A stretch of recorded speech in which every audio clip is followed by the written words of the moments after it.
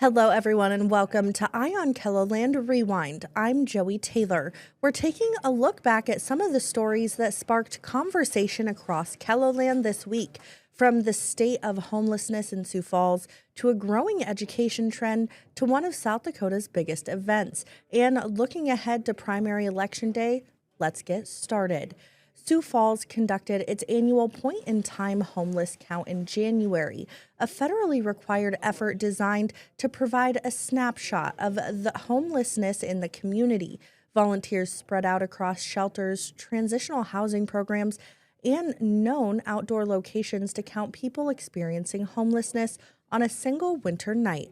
Tom Hansen takes a look at why the count is important, but not the answer to solving the problem. The count, mandated by the U.S. Department of Housing and Urban Development, is used nationwide to track trends and allocate resources. The more homeless, the more federal funds and resources. This year's count took place on January 27th, basically a snapshot. Katrina is one of those people who was counted. She's working with a caseworker at the Bishop Dudley House to get housing. I never knew I was going to be homeless and stranded like I was. You know, I lost my husband. And then everything fell apart, you know. So it was my baby son, my husband, my home, my dog, and everything all in 1 year. So yeah, I was really floored. You know, I didn't think I'd be here talking to anybody right now as of today because my whole world fell apart. Suzanne Smith is a professor at Augustana University who studies housing insecurity and says the homeless count has been showing an increase year after year. That could be because we're doing a better job counting. It could also be, you know, the number of people who are experiencing homelessness goes up as the population goes up. It could be related to any of a variety of factors that can push people into homelessness. Homeless coordinator for the city of Sioux Falls, Michelle Treasure, says there is a stigma around homelessness, but not everyone who is homeless battles addiction or mental health challenges. The reality is that it could mean that someone has dealt with a traumatic event in their life, or you know, they are just someone who's living paycheck to paycheck and it just didn't work that next month. And so it's a lot closer to all of us than I think people realize. Madeline Shields is the executive director of the Bishop Dudley Hospitality House and says the January count is an important tool, but it does not capture the full scope of homelessness in Sioux Falls. There's a lot of shame with people who are unhoused, and they're staying with someone, or they're staying in their car, or they're staying with a family friend or a relative or a neighbor. They don't want to admit that they don't have a home of their own because they're embarrassed, they feel like they're a failure, which is really not true. It can happen to anyone at any time. And so that's part of the problem of not being able to reach everyone and getting that accurate number. The Bishop Dudley Hospitality House is Sioux Falls' largest emergency shelter. Shields says the shelter served more individuals over the past year, but the average length of stay decreased by a full week from 2024 to 2025. And that is fantastic, because that means we're getting them turned around. We're getting them back to self-sufficiency more quickly than we were ever able to in the past. Situations like that are encouraging. Shields, Smith, and Treasure all agree that agencies working together, whether that's the St. Francis House, the VA, or Southeastern Behavioral, and offering different types of services, seems to be the key to reducing homelessness. Homelessness will always be with us. So when we talk about reaching effective zero for homelessness, it doesn't mean no one will ever be unhoused. It means that when people become unhoused, it is short, it is temporary, and there are systems in place to get them back into housing. Behind every data point is a person with a story, and the homeless count is a starting point, not an end point. I have hopes to be in my own place, get me a dog, you know what I'm saying, and be normal again. City officials expect final results from the January count later this spring and say data will help guide future funding and local planning efforts. Still to come, while communities work to meet basic needs, families are also making big decisions about their children's future, including where and how they learn. Plus, from kitchen table classrooms to cowboy boots and cattle shows, the Black Hills Stock Show rides back into western South Dakota. Don't go anywhere. We will be right back.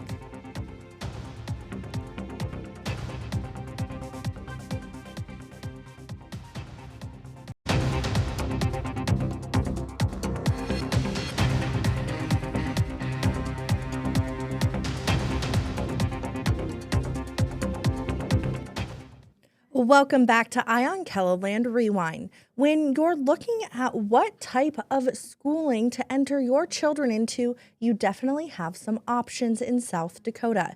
Summer Roddershot tells us more about the schooling option that's growing in the state. It's not hard to find a student across South Dakota, but what might be changing is where you find them. Data from the South Dakota Department of Education from last school year to this school year shows a bit of a switch up. Last year, 137,313 kids were enrolled in public schools. That number went down to 135,577 this year. Non-public schools also declined slightly, with 15,185 students last year and 15,043 this year. But one of the categories that is growing is alternative instruction, also known as homeschooling, with 11,489 last year to 12,433 this year. That's an increase of almost 950 kids in just a year. 11-year-old Sophia Heiberger is just one of the over 1,200 students that are being homeschooled. She says she likes it. My mom gets to choose what curriculum we use, and then that it kind of helps our family work together. And we get a lot more time together when we homeschool. Carissa Palmberg has been homeschooling her children since the beginning. Her family follows the classical homeschooling model. So in those younger years, 4 to 9, and a little bit beyond, we do a lot of memory work, a lot of storytelling, a lot of reading, good literature, and we play a lot and do a lot of hands-on work too. Since Palmberg was homeschooled, she was excited to also homeschool her children. It gave me a lot more freedom to do some of those other things or work on our farm at a young age and learn responsibility. And now I get to do it with my kids and have that kind of relationship with them. But there's a myriad of reasons different people will choose the homeschool route. Some people, honestly, I think homeschool because it just gives them freedom to travel or freedom to be part of different lifestyles. Like if your parents are in the military and you're living overseas, it's wonderful to have more flexibility to be able to take advantage of whatever situation you're in or what place you're in. One of the benefits of homeschooling is that it doesn't have to happen in the home. For instance, today these two families are learning at the park, but there are more benefits to just having class at the park. My kids, they have chickens they have to take care of. They have their own enterprises. They're starting to make lotion from tallow, and they're just learning to already be entrepreneurs, but they have time to do some of those things. Palmberg understands why there may be a rise in homeschooling in the state. A lot of our teachers, they're not able to just teach in the public schools. They're having to do agenda, and teach things that are not math, spelling, history, diagramming sentences, and language. There's so many rich things that we should be delving into. Learning is fun, and we're killing it in the public schools, I think. While one of the downfalls of homeschooling used to be how isolating it could be, Palmberg says that doesn't have to be the case anymore thanks to different co-ops. We are a full homeschool family, so we press into classical conversations, and that's our community. That's our main community in life at this time in our lives. There are wonderful other co-ops in Sioux Falls, and then some people choose to do a hybrid option. You know, we just have more and more options. Which has created the perfect learning environment for these families. The relational piece is I just can't replace that we get to spend time together every day, all day. And anyway, we really love that. And as far as the age-old question of how does it feel to have your mom as your teacher? I like it because we're a lot alike, so then she can understand, and she was the oldest too when she was a kid, so then she understands what it's like to have little brothers and siblings. Palmberg says that one learning curve is figuring out how to be both the parent and the teacher. Now, from classrooms at home to cowboy boots and livestock shows, one of the state's largest events is back and in full swing. The Black Hills Stock Show is a major event in western South Dakota. Over a 10-day stretch, it has the sale of livestock cattle shows for all ages, a cinch trade show, and multiple rodeo events. From Rodeo Rapid City, Tyler Louder steps into the cowboy world as Western tradition enters the city. The Black Hills Stock Show and Rodeo first began in 1959 as a way to bridge the gap of the growing Rapid City and the agricultural land around it. At the stock show, you will see different breeds of cattle and horses, both for sale and in competitions. This is truly a historic stock show. It's our 68th production of the stock show here in Rapid City, but it's America's 250th birthday. So we're celebrating that along with Rapid City's 150th birthday and Sutton Rodeo's 100th year of being in business as a rodeo producing company. So a lot of fun things going on. Part of this cultural event is Rodeo Rapid City, which has won the PRCA Large Indoor Rodeo of the Year 7 times, including the past 3 years against national competition.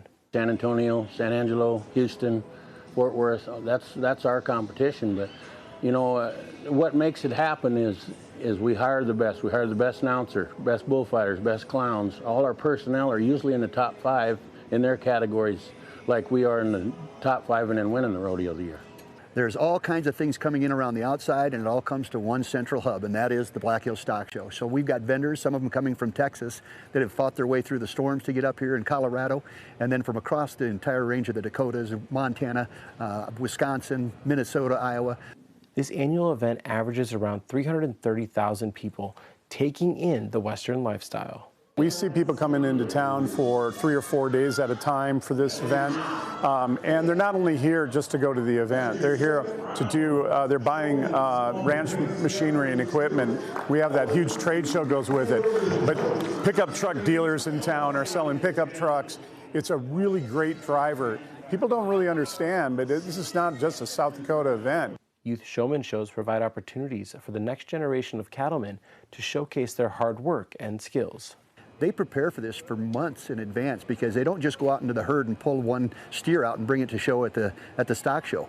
They do this all year long, prepping them for this run. We're going to see a lot of the next generation of youth livestock people coming up. They will be our Hubbard Feed Supreme Row contenders in the upcoming years. Each year, the Black Hills Stock Show and Rodeo provide over 100 events for all ages.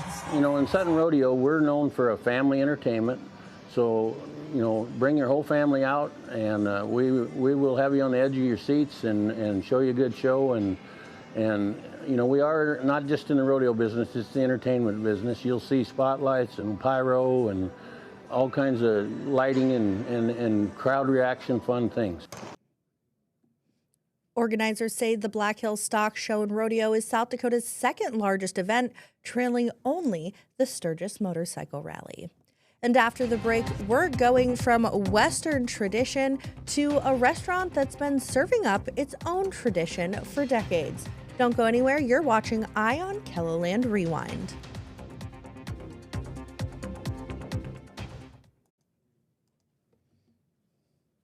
Welcome back. A longtime business in Brookings is looking a lot different on the outside. The changes come after the Pheasant Restaurant and Lounge received a grant from the Backing Historical Small Restaurants program. Kelly Volk shows you the updates and digs into the history of the pheasant. John and Vicki Buseth are longtime customers of the Pheasant Restaurant and Lounge.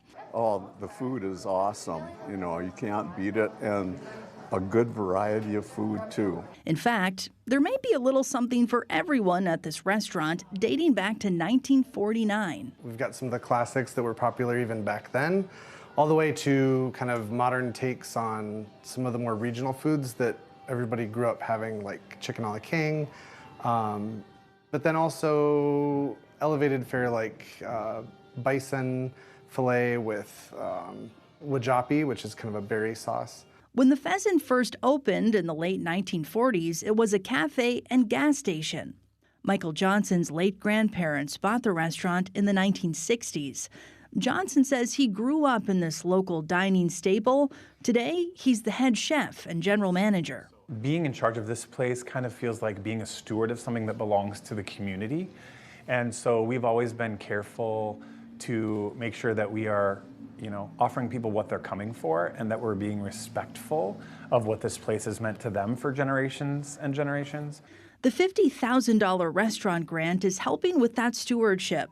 The money went toward refreshing the exterior of the building. Previously, the building was kind of this copperish red with this sort of white band and then this sort of like dark tealish color at the top, and that was to sort of signify the colors and the ring neck band of a pheasant. The new siding is still reminiscent of the plentiful bird in South Dakota. The exterior color is kind of supposed to, nod to that sort of like color when you see, a pheasant in the wild, that blue, green, kind of dark teal, almost black iridescent color. ID8 Architecture in Brookings is leading the project. One of the things that was challenging about this particular project is the building's been here for a really long time and has gone through many different additions. Many of those additions didn't look like they belonged together, and so our goal was to clarify where the front entrance was and then give an entirely fresh exterior kind of building skin to it to ensure that it looks more cohesive. And the project isn't done yet. There will be a kind of secondary phase of this where we start to add awnings and some additional signage, some new lighting, those types of things to really enhance it that much more. Meanwhile, inside, customers continue making memories at this restaurant. The pheasant means a lot to not just those of us that are involved in it day to day. It means a lot to the people in the community. There are generations of families that grew up here and came here for every birthday, holiday gathering of their family, all the way to just, memories of grabbing a quick bite with grandma and that kind of thing. Whether you're getting a hot beef sandwich, Very good food and good service. or something else on the menu, each order is a part of the pheasant's history in Brookings.